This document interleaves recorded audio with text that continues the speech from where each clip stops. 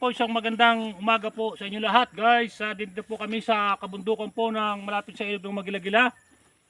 Napakasarap po ng pakiramdam dito. Ito po talaga kabundukan. Makikita po ninyo napakagandang kabundukan yan.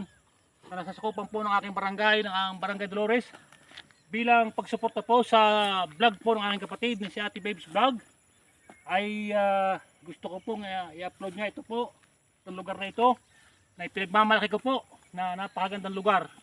Na sana po ay ito po ay sa kapanahon ko ngayon sa pagiging punong barangay. Ang lugar na pong ito ay dati po ay sa Marcaper. Ngayon po ay unti-unti na pong nabubuhay yung mga puno, kabundukan, magandang kapaligiran, mga hayop, mga ibon, at lahat ng nabubuhay sa kabundukan, sa kagubatan.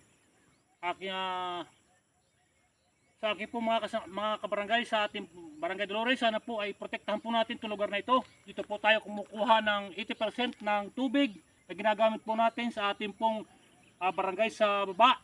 Kaya sana po ay ito po ating protektahan at pagtutulungan po natin na ito ay maisalba. Ano po? Kaya ako po bilang punong barangay ay nakikiisa sa pamunuan ng MASEC, samahan ng MASEC, na ang ating pong lugar, lalo na po ang aming barangay, ay protektahan po ng natin lahat. Ano po? Ito po ay mga nagagandahang mga kabundukan, nagagandahang mga puno, mga luntiang kabukiran, luntiang mga masasayang ibon na nagliliparan sa lugar nitong lugar na ito.